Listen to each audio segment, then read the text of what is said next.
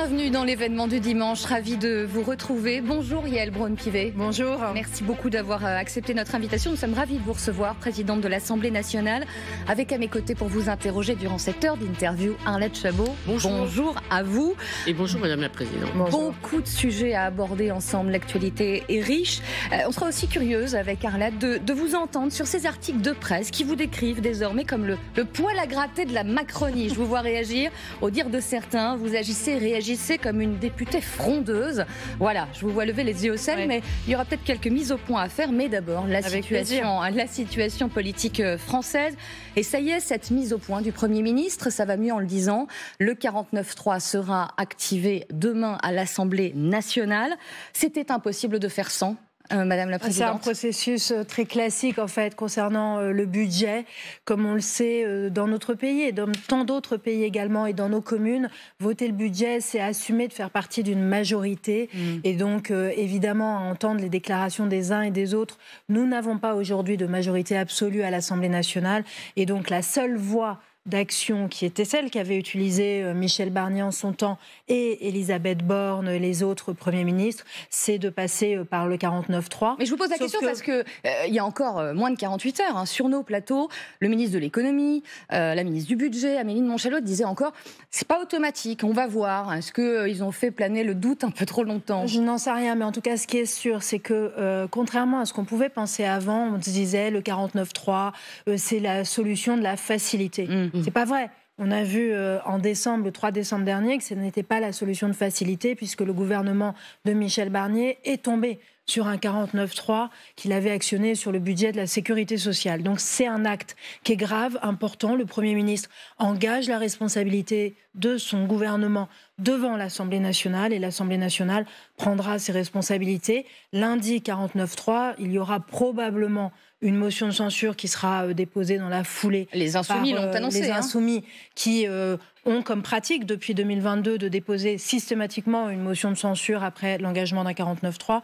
Elle sera discutée dans la foulée, c'est-à-dire mercredi dans la journée si elle est déposée lundi et nous verrons quelle sera l'issue. Moi, je ne doute pas qu'il y aura une majorité à l'Assemblée nationale pour considérer que, quel que soit le budget qui a été adopté en commission mixte paritaire, il faut un budget à la France. C'est ce que les Français attendent. J'étais encore avant-hier en Charente, c'est ce que tout le monde m'a dit.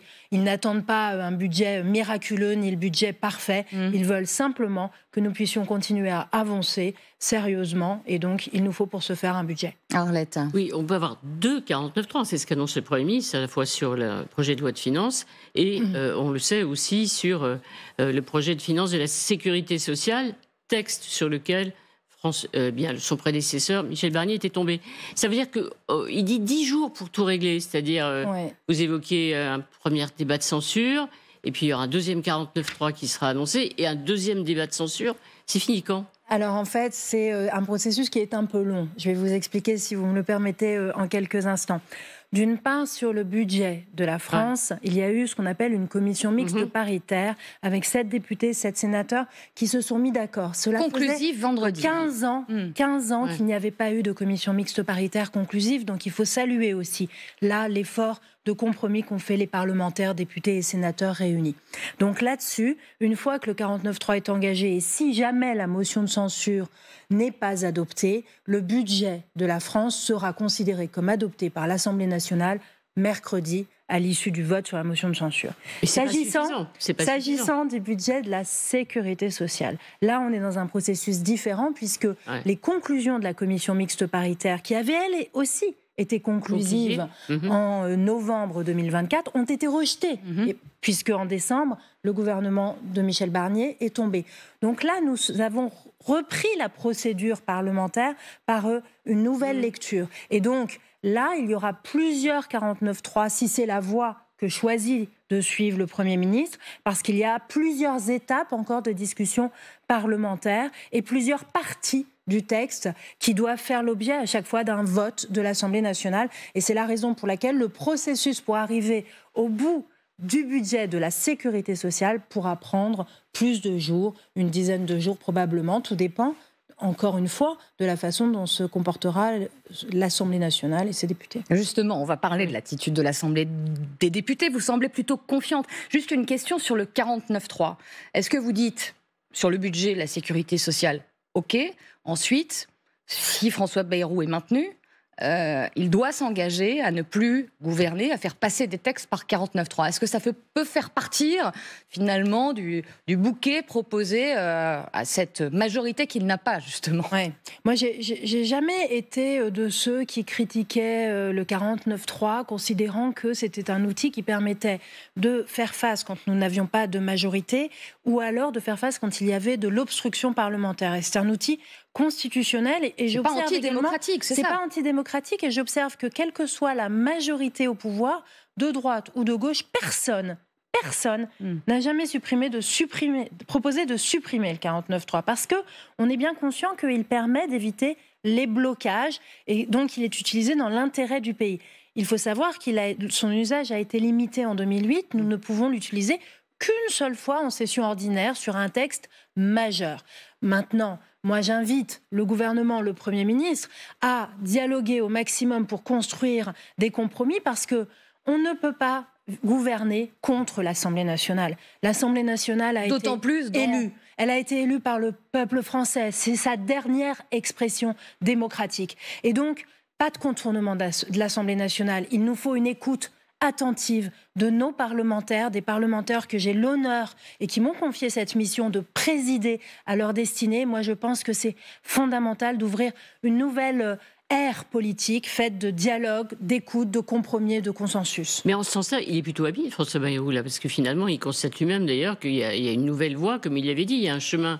Ah, ça y est, il a trouvé le chemin. On va parler de ce que font les socialistes. Moi, j'espère qu'il le trouvera. Ça change, à votre avis? Mais en tout cas, quelque chose qui a bougé quand même à l'Assemblée aussi. C'est toute son histoire politique à François Bayrou. Et moi, c'est pour ça aussi que je me suis engagée en 2017 pour rassembler, pour essayer de dépasser les confrontations stériles.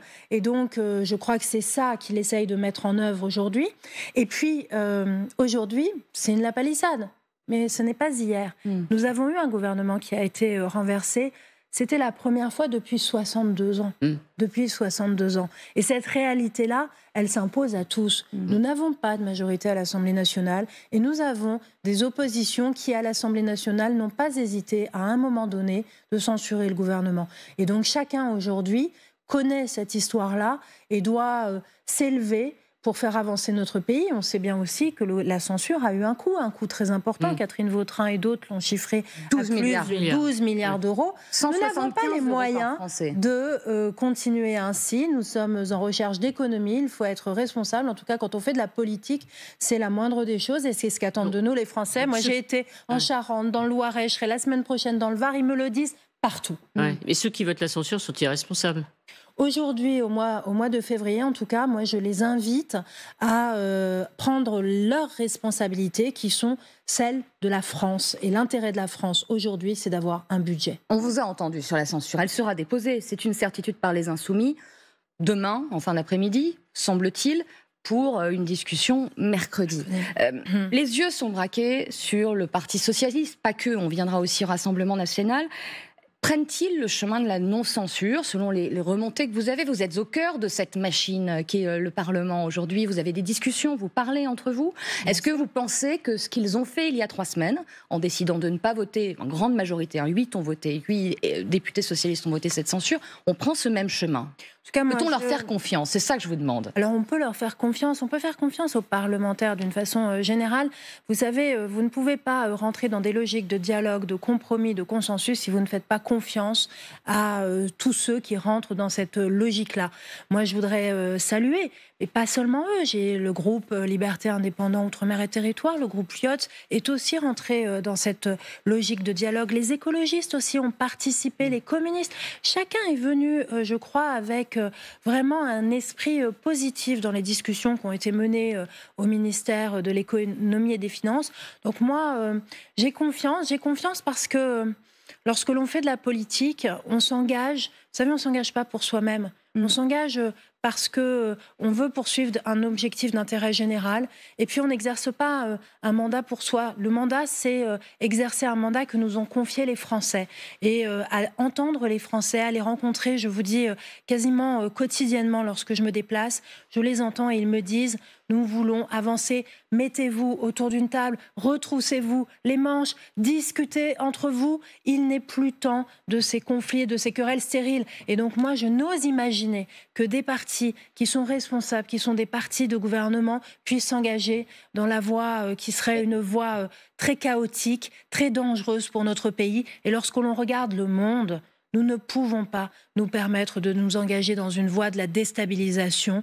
Le monde est suffisamment anxiogène et nos compatriotes nous le disent aussi. Ouais. Ils sont inquiets, ils ont peur. Et donc là, il faut que nous soyons collectivement à la hauteur. Et moi, je suis convaincue que nous le serons. Vous n'êtes pas la seule à le dire, Arlette. Il y a cet appel qui a marqué l'actualité. Un ancien Premier ministre dont la voix porte encore, hein. Oui, Lionel Jospin qui effectivement appelle les socialistes à ne pas voter la censure parce qu'il y a des conséquences qu'il rappelle évidemment. L'administration ne serait plus dirigée et puis conséquences financières. Et il dit on ne censure pas pour un mot. C'est-à-dire cette expression, on y reviendra tout à l'heure que vous-même vous avez contesté, effectivement, ce sentiment de submersion, même s'il dit-il, il n'est pas d'accord. Donc, première question, vous dites merci Lionel Jospin. En tout cas, moi, je trouve que dans notre pays, malheureusement, on n'a plus assez de grandes voix. De grandes voix qui portent parce qu'elles ont de l'expérience, parce qu'elles ont une pensée, une vision. Et Lionel Jospin fait partie de ces grandes voix. Il y en a d'autres. En tout cas, il ne faut pas tout mélanger. Les socialistes ont obtenu aussi des avancées de la part du gouvernement dans le budget qui a été adopté en commission mixte paritaire sur le plan de l'éducation, de l'environnement, de l'innovation, de la recherche. Il y a des avancées sociales avec cette reprise des discussions sur la retraite. Il y a eu beaucoup de choses et ça, c'est du concret, c'est du solide et c'est du fond. Et je crois et je suis convaincue que c'est ça qui importe plus que tout. Au-delà de la responsabilité qu'il nous faut d'avoir un budget, il faut avoir un budget qui comporte des équilibres aussi de justice fiscale, de justice sociale, justice fiscale à travers l'imposition exceptionnelle des grandes entreprises. Et qui crée quelques remous, on y reviendra. On y reviendra. Mais vous voyez, il faut quelque chose qui paraisse en tout cas à nos compatriotes équitable, juste, et je crois que chacun dans ce budget a fait les meilleurs efforts pour y parvenir. On parle de la gauche, du Parti socialiste, on parle aussi du Rassemblement national, qui ont voté la censure au mois de décembre dernier. Jordan Bardella disait hier: la décision n'est pas encore prise, on va discuter, parlant de la censure. À l'instant, chez nos confrères de France 3, Jean-Philippe Tanguy, qui est une voix qui compte aussi à l'Assemblée, dit que ce budget est pire que s'il n'y en avait pas. Pensez-vous que Marine Le Pen, ses députés, pourraient appuyer sur le bouton? En disant cela, il a tort. Ouais. Il a tort parce que si nous n'adoptions pas ce budget, et vous savez que moi, je n'étais pas de celles qui disaient que s'il y avait une censure en décembre, ce serait le chaos. Moi, j'avais eu une voix qui était plus équilibrée et qui, me semble-t-il, vu ce qui est advenu après, était la voie juste. Aujourd'hui, en revanche, nous ne sommes plus dans la même situation. Nous sommes au mois de février. Si nous n'avons pas de budget, il faudrait, ça signifie que le gouvernement serait tombé. Donc il faudrait un nouveau Premier ministre, de nouvelles consultations, un nouveau gouvernement. Il faudrait là, pour le coup, repartir à zéro sur la construction semaines et des semaines. Donc là, ce sont des semaines et des semaines. Et on aurait un souci sur l'indexation de l'impôt sur le revenu qui touche des millions de nos compatriotes qui, là, se verraient à nouveau imposables et qui auraient une hausse de leurs impôts, etc. Donc on n'est pas dans la même situation de décembre et de février. Et il a tort quand il dit qu'il vaudrait mieux pas de budget qu'un budget que celui-là. Et ça, pour le coup, c'est vraiment irresponsable. Mais à votre avis, sur quels critères, finalement, le Rassemblement national? Il y a eu des menaces de Jordan Bardella, le mot ligne rouge, l'expression ligne rouge a été à nouveau utilisée hier par le président du parti. Qu'est-ce qui pourrait conduire aujourd'hui le Rassemblement national à voter la censure? Écoutez, je n'en sais rien. Moi, je ne suis pas commentatrice, c'est peut-être vous. Non, mais hypothèse, vous avez vu la dernière fois, surprise, mauvaise surprise pour Michel Barnier. En tout cas, moi, je pense que là, il n'est plus temps d'avoir des lignes rouges. Il est temps de penser à nos compatriotes, à nos Français qui sont dans le pays et qui sont inquiets. Nous avons besoin de les rassurer. Ne rajoutons pas de l'angoisse à l'angoisse. Il y a eu de l'angoisse dans notre pays après la dissolution. Il y a eu de l'angoisse dans notre pays après la chute du gouvernement Barnier. Il est temps que chacun prenne un peu sur soi pour rassurer nos compatriotes. Autrement, c'est pas la peine de faire de la politique. Ce que vous disiez tout à l'heure, ce serait une crise politique très grave. C'est-à-dire, en imaginant la chute du gouvernement de François Bayrou, on entre dans une zone inconnue. Vous dites qu'il faudra tout recommencer. Mais avec qui? Comment? Et voilà. Et quelle est la porte de sortie? Eh bien, vous cherchez ou commencez aujourd'hui, non, je ne la connais pas et c'est pour ça que moi j'apporte mon soutien aux meilleurs efforts qui sont faits par ce gouvernement. Et vous croisez les doigts pour que ça marche? Je n'ai pas besoin de croiser les doigts parce que j'ai l'honneur de présider l'Assemblée nationale et donc je fais mes meilleurs efforts pour que nous puissions avoir un budget et que nos compatriotes puissent se dire qu'ils ont une classe politique responsable. Parce qu'on ne va pas faire de politique fiction, mais un peu quand même. Vous évoquez les conséquences financières, on l'a bien entendu, cet appel partagé avec le Premier ministre notamment, mais les conséquences politiques d'une censure votée mercredi, possiblement. Quelles conséquences politiques faudrait-il en tirer? Et vous savez, il y a les conséquences politiques, mais il y a aussi les conséquences sur le plan de l'image de la France. Nous voyons, et c'est un peu aussi ce que disent les grands patrons, la France qui depuis 5 ans était le pays le plus attractif d'Europe, eh bien c'est en train de vaciller. Et donc il faut absolument que nous renvoyions à nouveau cette image de notre pays qui est dynamique, qui est sur la voie de la réindustrialisation, de l'attractivité, de la formation de notre jeunesse, de l'employabilité de chacun. L'image est durablement abîmée pour vous? Pas durablement justement, mais donc c'est fragile. Vous savez, c'est fragile l'image et c'est fragile la confiance. Et nous avions retrouvé la confiance des investisseurs. Elle est là aujourd'hui encore. Ne la perdons pas. Et donc là, ce serait dangereux. Ce serait dangereux pour la voix de la France. On voit aujourd'hui que Donald Trump est en train, avec les décrets qu'il est en train de signer, de remettre en cause, de bouleverser l'ordre économique mondial. Avec de nouvelles taxes. De nouvelles taxes à l'égard de ses plus proches alliés, le Canada par exemple. Et donc il faut pour cela que la voix de l'Europe, et singulièrement au sein de l'Europe, la voix de la France, puisse être portée par un gouvernement, par des ministres qui sont aux manettes. Et donc nous ne pouvons pas, dans le contexte actuel, nous permettre de rentrer dans une zone d'instabilité. Et c'est pour ça que ça ne veut pas dire que le budget qui sera présenté lundi au Parlement est le budget parfait. Évidemment que non. C'est le budget des compromis. C'est un budget des compromis, c'est le budget de la raison, c'est un budget qui nous permet, dans les semaines et les mois qui viennent, de faire face. Et donc, il faut l'adopter et ensuite, il faut engager des réformes de structure et puis préparer, et c'est ce que feront Éric Lombard et Amélie de Montchalin, le budget 2026, mais parce que le travail commence dès l'adoption de celui-ci. Mais politiquement, vous n'êtes pas, vous le dites, une commentatrice de la vie politique, mais vous l'observez néanmoins. Vous voyez les mouvements d'un Jean-Luc Mélenchon qui se prépare à une présidentielle anticipée, Marine Le Pen qui dit ne pas vouloir le chaos, mais prépare aussi et fourbit ses armes. Qu'est-ce que vous dites de tout cela? Est-ce que vous pensez aujourd'hui que d'abord, première question, une dissolution est inéluctable au mois de juin prochain? Parce qu'il ne peut pas y en avoir avant, et la présidentielle anticipée se précise-t-elle? Moi, un des phares de mon engagement, c'est le respect des Français. Et respecter les Français, c'est respecter les choix qu'ils font dans les urnes. C'est cela, respecter l'état de droit, c'est cela, être fervent défenseur de la démocratie. Les Français ont exprimé en 2022 un choix très clair dans les urnes. Ils ont élu Emmanuel Macron, président de la République, pour 5 ans. Donc son mandat court jusqu'en 2027. Respecter le choix des Français, respecter la parole des Français, c'est cela. Les Français ont exprimé également un choix très clair dans les urnes en 2024, en juillet 2024, lorsqu'ils ont élu cette Assemblée nationale. Respecter les Français, c'est respecter l'Assemblée nationale telle qu'elle existe aujourd'hui. C'est respecter aussi le choix qu'ils ont fait du barrage républicain. Ils ne voulaient pas que le Rassemblement national soit au pouvoir. Et donc respecter le choix des Français, c'est aussi porter une politique qui ne soit pas celle du Rassemblement national et qui ne flirte pas avec celle que souhaite le Rassemblement national. C'est cela, pour moi, respecter les Français. Et c'est à cela que je m'attache jour après jour, nuit après nuit. Et donc, en tant que président de l'Assemblée nationale, je souhaite la stabilité institutionnelle parce que c'est cela, respecter les Français. Jouer et appeler à la démission, c'est appeler et jouer avec le feu aussi, dites-vous. Donc. Mais c'est plus que jouer avec le feu, c'est ne pas respecter les choix exprimés par les Français dans les urnes. Vous savez, quand on fait de la politique, il faut faire confiance aux Français. On dit souvent que les Français ne font pas confiance aux politiques. Mais faisons-leur confiance. Et faisons-leur confiance lorsqu'ils expriment des choix très clairs, lorsqu'ils se déplacent massivement pour voter. Yael Braun-Pivet, à ce moment de l'émission, et on évoquait la colère des patrons, l'inquiétude, avec aussi ces nouvelles taxes américaines à venir, sans doute en Europe.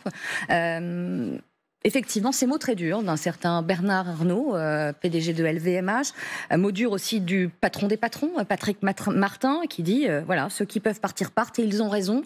Sous-entendu, partent à l'étranger, évidemment. Ils ont raison d'être en colère, ces patrons, aujourd'hui. François Bayrou le dit, cet agacement est juste. Je trouve injuste et pénalisant pour nous de leur faire un procès en incivisme.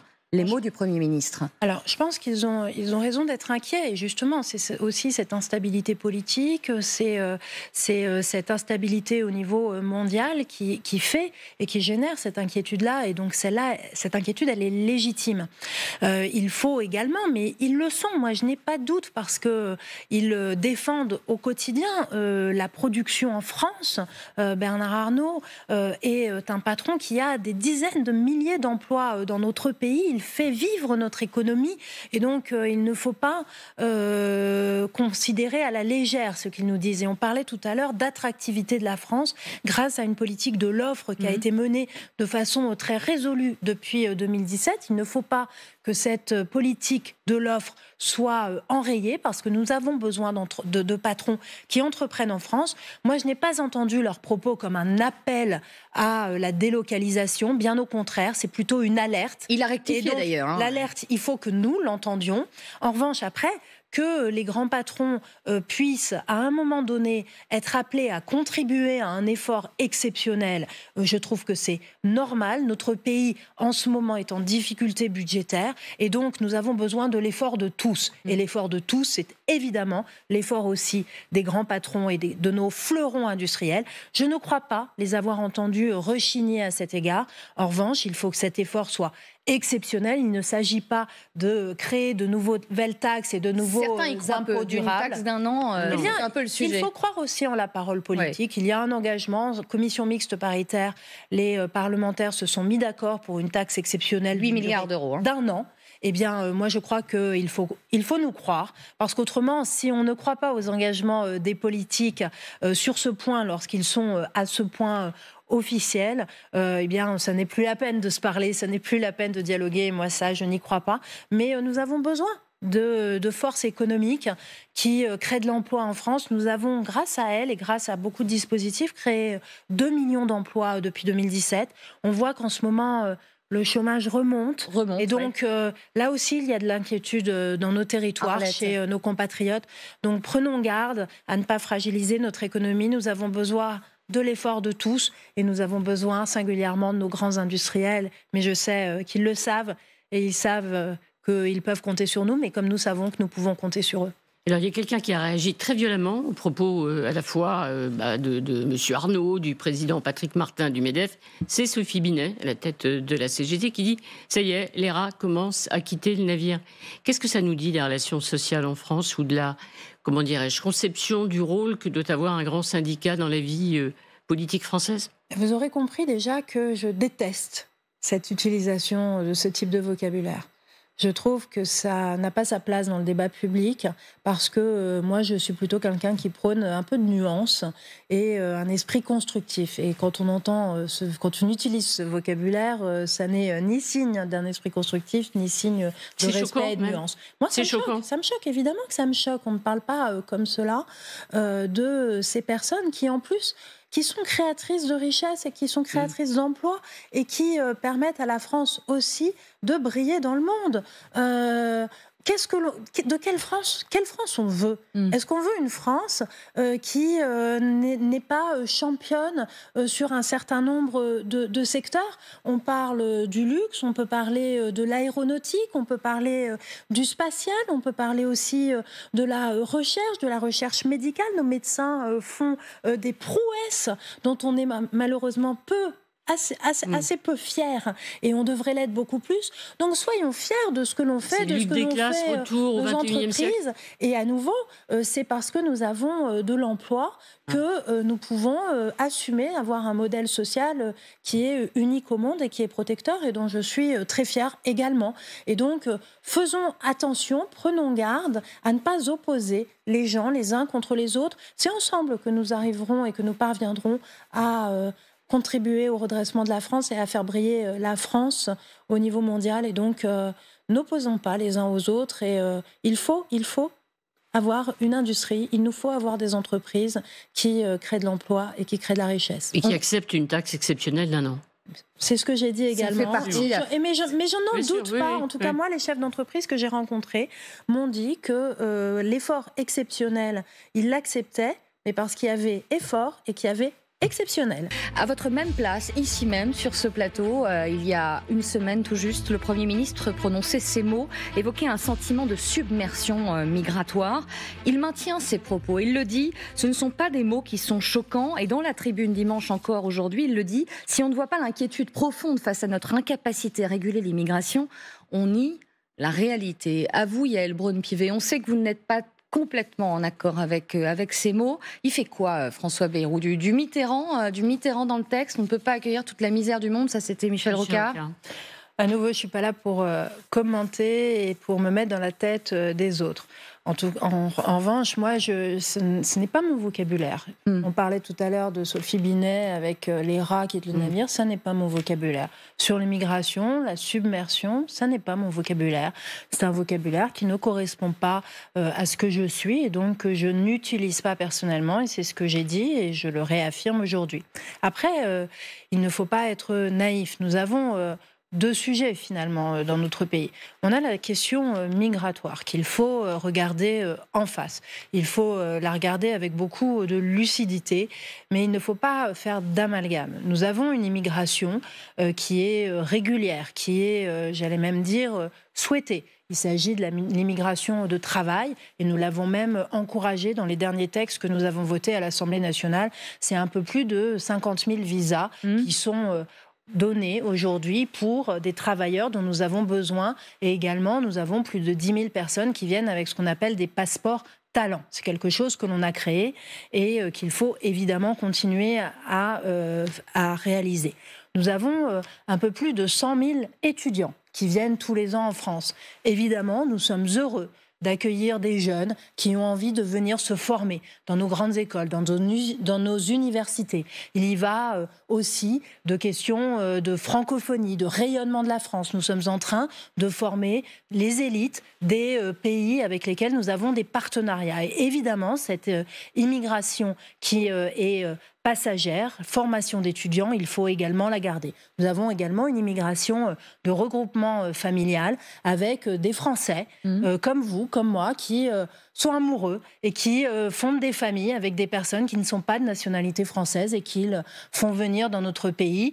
Et cette immigration-là, à partir du moment où elle a des critères bien définis, c'est ce que nous avons fait dans la loi, il faut aussi l'accepter et l'accueillir. Et nous avons des demandeurs d'asile qui viennent en France parce qu'ils sont persécutés et il ne faut évidemment pas revenir sur notre tradition d'asile.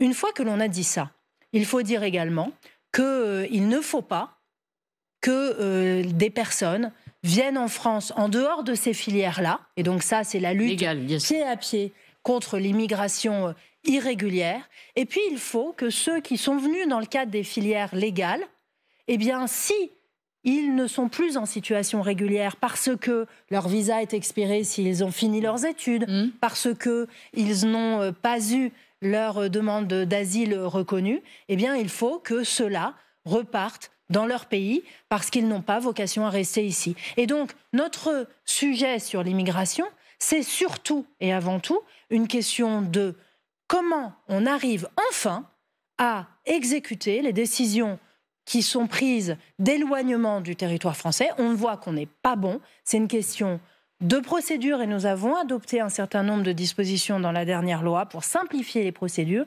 Mais c'est aussi une question de réalisation. Il faut y mettre les moyens, il faut réorganiser tout cela, et c'est la tâche du ministre de l'Intérieur. S'il y a de la loi, mais il n'y a pas que de la loi, il se donne beaucoup de mal. Gérald Darmanin l'avait fait aussi en son temps. On sait que c'est extraordinairement difficile, ça passe par une lutte pied à pied sur notre territoire, ça passe évidemment par des échanges diplomatiques avec les pays de retour, les pays d'Afrique du Nord, évidemment, mais pas seulement. Et ça passe par une bonne coordination avec les pays européens. Et ça, c'est l'objet du pacte Asile et Migration qui a été voté il y a quelques mois de cela. Il y a un deuxième sujet. Un deuxième sujet, excusez-moi d'être un peu longue, c'est que nous avons sur notre territoire un certain nombre de personnes qui sont installées et qui sont installées parfois depuis 1, 2, 3 générations et qui ne sont toujours pas, qui n'ont toujours pas adopté les valeurs qui sont les nôtres, qui ne se sont pas bien intégrés. Et le problème, il est là. Le problème, il est là. Quand on vient en France, on est obligé. Et là, il faut être intransigeant. On parle français. D'adopter les valeurs de notre pays. Il n'y a pas de négociation sur la l'égalité entre les hommes et les femmes. Il n'y a pas de négociation sur nos principes républicains. On parle français, on serre la main à une femme. On parle se fait soigner par une médecin. On accepte effectivement de se faire soigner par une médecin femme. Il n'y a pas de piscine où il y a des horaires séparés entre les hommes et les femmes. On est pleinement intégrés sur notre territoire, avec nos valeurs, avec notre histoire, avec ce que nous pensons, avec notre conception des droits de l'homme. Et là-dessus, on a aussi beaucoup légiféré. C'était la loi sur les principes républicains qui font qu'on n'accepte pas des associations sportives qui discriminent selon les genres. Moi, j'ai dans ma circonscription, parfois, j'ai des citoyens qui m'envoient des photos où il y a des interruptions pour faire des prières où ça, on ne l'accepte pas. Ça n'est pas la France, mais ça n'est pas l'espace public, etc. Mais se passe sur le terrain concernant justement ces phénomènes-là. Eh bien justement, nous avons légiféré, nous avons récemment évalué la loi que nous avons votée en la matière, et s'il faut rajouter du législatif, moi je suis extrêmement favorable à le faire. Le séparatisme, c'est ça, et c'est ça pour lequel nous devons mettre l'ensemble de nos moyens. Nous devons lutter pied à pied contre cela. Lorsque l'on est en France, on doit absolument s'intégrer. Et moi, je ne sais pas la petite fille d'immigrés qui vous dira l'inverse. Mon grand-père venait de Pologne, ma grand-mère venait d'Allemagne. Ils étaient un réfugié économique, l'autre réfugié politique. Ils se sont battus pour la France. Leur petite fille aujourd'hui est présidente de l'Assemblée nationale. Je suis née en France, je suis française de naissance, avec ces origines-là, et pleinement dans la République, comme l'étaient pleinement mes grands-parents et mes parents avant moi. C'est cela l'histoire de notre pays, c'est cela notre modèle d'intégration, et c'est cela que nous devons réaliser aujourd'hui et pour lequel nous devons nous battre. Ça veut dire que Bruno Retailleau a raison ou a eu raison de modifier les critères de régulation, le fameux circulaire Valls, en précisant justement qu'il faut reconnaître des valeurs, qu'il faut parler français. Donc vous dites, il a raison, Bruno Retailleau, finalement. Alors, sur les valeurs, sur la maîtrise de la langue française, c'est une évidence, mais on n'a pas attendu la circulaire de Bruno Retailleau pour le faire. À nouveau, c'est ce que l'on fait depuis... Il a raison. Mais à nouveau, on n'a pas attendu Bruno Retailleau pour le faire, il le réaffirme, et c'est important de le réaffirmer, il faudrait le réaffirmer au quotidien. Comment aujourd'hui nous faisons nation autour de nos valeurs et de ce que nous sommes et de notre modèle. C'est quelque chose de fondamental. Après, là où j'ai été un petit peu plus critique sur la circulaire de Bruno Retailleau, c'est qu'il a enlevé tous les critères qu'avait inscrit Manuel Valls en son temps. Les critères, pour moi, c'était une garantie d'égalité de traitement sur l'ensemble du territoire, et c'était aussi une garantie pour les personnes qui demandaient leur régularisation de savoir si elles remplissaient les critères ou pas. Et je trouvais que c'était quelque chose d'important d'avoir de la clarté sur ce point. Aujourd'hui, dans la circulaire, on n'est plus sur le pouvoir discrétionnaire des préfets. Et c'est moi qui suis une juriste, moi qui suis une femme de droit, je préfère quand on est un petit peu plus clair sur les critères. Et d'une manière un peu générale, vous faites confiance à Bruno Retailleau, ministre de l'Intérieur, où vous dites, oh là là, attention, lui aussi a une tonalité qui peut se rapprocher un tout petit peu de ce que dit le Rassemblement national.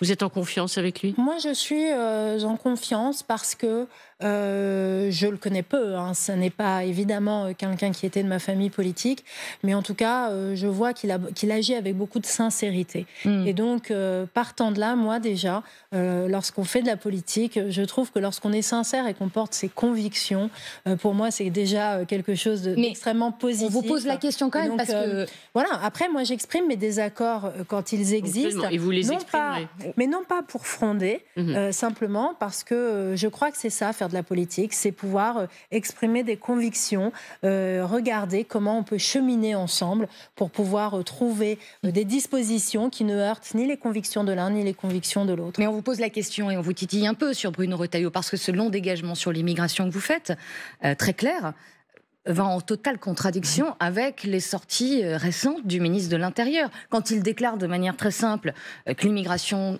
n'est pas une chance, pardonnez-moi, ça va complètement à l'inverse de ce que vous nous décrivez aujourd'hui. Voilà, et ces coups de barre à droite, ces regards vers le Rassemblement national, ces gages donnés aussi, très certainement. Mais vous convient-il ? C'est ça qu'on se demande. En fait, oui, mais en fait, moi, ce sont des positions que j'ai toujours portées bien avant que je fasse de la politique. Lorsque je fais de la politique, je rentre en politique en 2017, je rentre en politique parce que je suis séduite par la vision qu'Emmanuel Macron porte sur un certain nombre de dossiers, qu'il porte sur le renouveau démocratique, et j'en suis une des illustrations, et sur l'immigration, rappelez-vous, Emmanuel Macron portait une vision très équilibrée qui est celle que je porte aujourd'hui. Et donc, je n'ai pas le sentiment d'avoir dévié dans mes convictions, mais je vois bien le monde tel qu'il est aujourd'hui, et je vois bien que nous avons de plus en plus besoin de réaffirmer avec une immense fermeté quelles sont nos valeurs, quelles sont les modalités de l'immigration que l'on souhaite dans notre pays et quelles sont les conditions que nous y mettons. Et la condition première, c'est que lorsque l'on vient en France, on respecte la France, on respecte ses valeurs. Je pense qu'il faut être très clair là-dessus, mais ne pas considérer que notre histoire et notre géographie ont soudainement changé en 2025. La France s'est construite avec une part d'immigration. Moi, je me souviens un jour, j'ai un collègue qui a demandé aux parlementaires de lever la main quand ils avaient un ou deux grands-parents qui venaient d'ailleurs. Eh bien, la quasi-totalité de l'hémicycle a levé la main. C'est notre histoire. C'est notre histoire. Mais je ne doute pas que l'intégralité de l'hémicycle est bien intégrée, respecte les valeurs de notre République et est très attachée à la grandeur de la France, comme je le suis. Juste un mot quand même, pour être sûr de bien comprendre, vis-à-vis des propos, des projets du ministre de l'Intérieur venant de la droite dans les semaines qui viennent ou les mois qui viennent, il pourrait y avoir des malaises chez les macronistes, compte tenu de ce que vous rappeliez, des positions d'origine d'Emmanuel Macron. S'il y a un malaise, vous le direz, et finalement, il pourrait y avoir des difficultés. Moi, je regarderai chaque texte, chaque projet. Je ne réagis pas a priori. Et je ne fais de mauvais procès à personne. Donc, si des mesures me paraissent être utiles et nécessaires, je les soutiendrai évidemment. À l'instar, par exemple, de celles qui sont portées par la droite républicaine sur la limitation du droit du sol à Mayotte, pour laquelle j'ai toujours dit que j'étais très favorable. Je suis allée 3 fois à Mayotte. On a une situation spécifique qui appelle une réponse ferme et spécifique que je soutiens. Donc moi, si ça ne vous va pas, vous le direz aussi. Eh bien, je le dirai aussi, mais d'abord, j'analyse les situations, j'analyse les propositions, j'essaye de comprendre aussi pourquoi elles sont faites, quels sont les objectifs. C'est ça du bon travail politique, c'est ça du bon travail parlementaire aussi. Et c'est la raison pour laquelle j'insiste toujours beaucoup sur la prévisibilité du travail parlementaire. Avoir un calendrier, savoir sur quoi on va travailler pour faire travailler les parlementaires, les députés, quelles que soient leurs obédiences, pour que nous puissions nous construire des opinions et des positions qui soient réfléchi et qui ne soit pas dogmatique. La semaine dernière, vous disiez à nos confrères du Parisien qu'il est encore temps d'améliorer le bilan démocratique d'Emmanuel Macron, le président de la République. On sait qu'il réfléchit à l'organisation d'un référendum ou 2 référendums. On a envie de vous demander, y êtes-vous favorable ? Sur quel sujet et quelles questions poser aux Français ? Ça a l'air d'être quand même un grand mystère. On en parle, c'est dans l'air, ça vient et puis ça repart et ça ne se fait pas finalement. Est-ce qu'il est temps d'accélérer sur ce sujet ? Alors effectivement, moi je suis, et vous l'aurez compris, extrêmement favorable à poser des questions aux Français. C'est aussi quelque chose que je plaide depuis toujours. Faire confiance aux Français, c'est aussi leur demander leur avis, non pas pour seulement désigner leurs représentants, leur maire ou leurs parlementaires, mais aussi pour répondre directement à des questions. C'est la solution aussi pour gouverner sans majorité. Mais non, je ne crois pas. C'est la solution pour être davantage dans une démocratie qui soit une démocratie directe. On peut combiner la démocratie représentative et la démocratie directe. On a beaucoup de communes qui font des consultations régulières sur tel ou tel projet. Moi, je crois dans le débat. Moi, je crois dans la capacité de s'exprimer sur le fond. Et donc, moi, je suis très convaincue qu'il faut absolument faire un référendum. Sur quel sujet ? Sur quel sujet ? Aujourd'hui, on a effectivement un champ, malheureusement, constitutionnel qui est assez restreint. Et c'est vrai que c'est bien à cause de cela que l'on n'a pas fait de référendum. Donc déjà, moi, je pose sur la table cette idée que l'on pourrait modifier la Constitution de façon ciblée uniquement sur l'article 11, comme nous l'avions fait sur l'interruption volontaire de grossesse. Nous avons prouvé que nous étions capables de faire une réforme constitutionnelle à un objet unique. Eh bien, faisons-le sur l'article 11 avec 3 possibilités à l'intérieur de cet article. 1, ouvrir le champ des possibles sur les thématiques, justement. Deuxièmement, baisser le seuil du référendum d'initiative partagée. Et troisièmement, prévoir des modalités de référendum plus consultatif où on puisse poser des questions directement pour fixer des grandes orientations de la nation. Aujourd'hui, un référendum, c'est un peu technique, mais c'est juste un projet de loi. Donc on est obligé de vraiment avoir quelque chose qui est dans le détail. Je pense qu'on pourrait aussi leur demander à nos compatriotes vous avez des signes dans ce les sens grandes orientations. Du Premier ministre qui pourrait aller... en tout cas, moi, c'est la proposition que je fais aujourd'hui. Et nous pourrions imaginer qu'on ait un chemin rapide. On pourrait adopter une telle réforme avant l'été. C'est tout à fait possible s'il y a une volonté politique des uns et des autres. Après, si c'est le cas, eh bien dans ce cas-là, on peut ouvrir. On peut faire des référendums sur des mesures sociétales. On peut faire un référendum aussi sur une question précise sur l'immigration. Et ça pourrait être ouvert si on ouvrait le champ. Vous seriez favorable à ça? Moi, je suis favorable puisque je suis favorable à ouvrir le champ. Je suis évidemment, si on ouvre le champ, c'est pas pour après se cacher derrière son petit doigt et dire je ne veux pas que telle ou telle question soit posée aux Français. Après, si on n'ouvre pas le champ, les questions sont évidemment plus limitées et donc là, il faudrait regarder, mais ça peut être des questions autour de la vie démocratique, le non-cumul dans le temps, la proportionnelle, le vote obligatoire, le vote blanc. Nos compatriotes nous en parlent beaucoup. Donc tout le champ démocratique. Mais moi, je ne serais pas complètement satisfaite de cela. Je trouve que c'est intéressant. Mais je pense qu'il faut interroger les Français sur des choses qui les concernent directement, profondément. Et donc, vous pensez ça pourrait être le service national. Est-ce qu'on a envie aujourd'hui de remettre un service national? On voit que ça fait débat, service militaire, SNU, etc.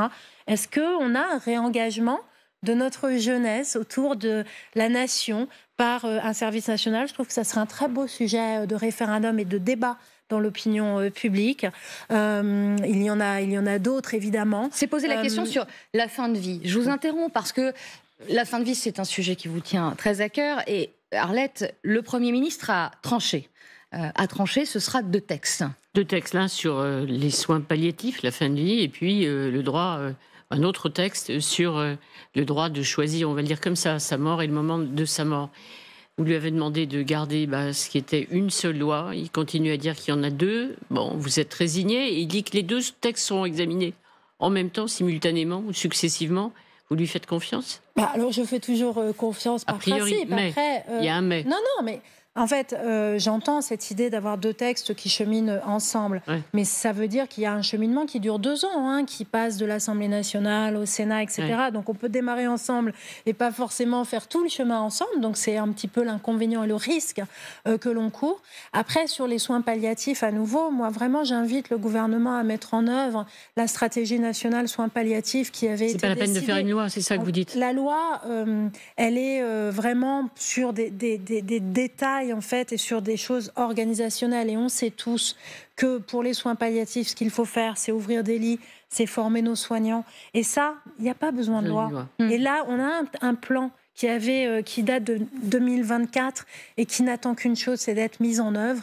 Et donc, il faut le mettre en œuvre maintenant. Et moi, c'est ce à quoi j'appelle, parce que je suis évidemment pour que tous les Français puissent accéder aux soins palliatifs partout sur le territoire. Donc, il n'est pas besoin d'attendre le cheminement législatif qui aura lieu pendant presque 2 ans, je l'espère en tout cas, pour mettre le paquet sur les soins palliatifs. Il faut que le gouvernement le fasse immédiatement. Et sur l'aide active à mourir, là aussi, moi, j'écoute les Français. Les Français la réclament massivement, ils m'en parlent. J'étais encore avant-hier pas le Premier ministre, on m'en a parlé. Qu'il est très hostile à ce vous savez, texte, là aussi, il faut... C'est convictions personnelles qui sont plus importantes. Je ne sais pas, à nouveau, je ne suis pas dans sa tête, mais en tout cas, je pense qu'il y avait un processus qui était engagé depuis très longtemps par le président de la République pendant la campagne électorale, par les Français à travers la Convention citoyenne menée par le CESE, par les gouvernements précédents qui avaient préparé un projet de loi unique qu'ils avaient présenté au Parlement, puisque nous étions en débat au mois de juin. Et en fait, l'interrogation qui est la mienne, c'est presque une interrogation démocratique. C'est lorsque nous avons tout ce cheminement et ce processus, en fait, il est de notre devoir de le poursuivre jusqu'à son terme. Mais j'entends quand même avec satisfaction que c'est un débat que le Premier ministre ne souhaite pas éluder, qu'il souhaite que le Parlement s'en saisisse. Je ne ruse pas, dit-il. Voilà, et ça, moi, je l'entends, je lui fais crédit de cela. Moi, ce que je souhaite, c'est le débat. J'ai exprimé mes divergences, mais en tout cas, je suis extrêmement satisfaite d'entendre qu'effectivement, il souhaite que ce débat ait pleinement lieu à l'Assemblée nationale. Et moi, je suis convaincue, puisqu'on va me fournir bientôt et fournir au Parlement et aux Français un programme législatif, eh bien, je comprends de cela que dans ce programme, il y aura la question de la fin de vie. Rapidement. Et pour vous dire, sur les Français, on ne peut pas les consulter directement sur la fin de vie, sauf si on modifie l'article 11 et qu'on ouvre le champ. Un dernier mot, vous haussiez les yeux quand on vous montrait cet article de presse du Parisien, pour ne pas le citer. Vous êtes ambitieuse, vous y pensez à 2027 très rapidement? Je haussais les sourcils parce qu'en fait, ça fait partie de ces articles, vous savez, où c'est les ténors de la majorité, le pilier bidule, le conseiller machin. Qui parle en off et qui dit beaucoup de choses. Jamais aucun nom, et donc il dégomme, mais en off. Moi, on peut critiquer plein de choses, mais ce que je dis, ce que je pense, je le dis et je l'assume pleinement. Je crois que c'est ce que j'ai fait aujourd'hui devant vous et c'est ma façon de faire la politique. Et enfin, je ne dévie pas de mes convictions. Là où on dit que je pourrais être une frondeuse, c'est lorsque j'affirme des convictions qui sont les miennes depuis toujours. Je n'ai pas l'impression de fronder. Je crois au contraire que les Français attendent de nous, hommes et femmes politiques, que l'on ait des convictions et qu'on les porte avec cohérence. C'est ce que j'essaye de faire depuis 2017, date à laquelle je suis rentrée en politique. Merci infiniment, Yael Braun-Pivet, d'avoir été notre invitée. Merci, Arlette.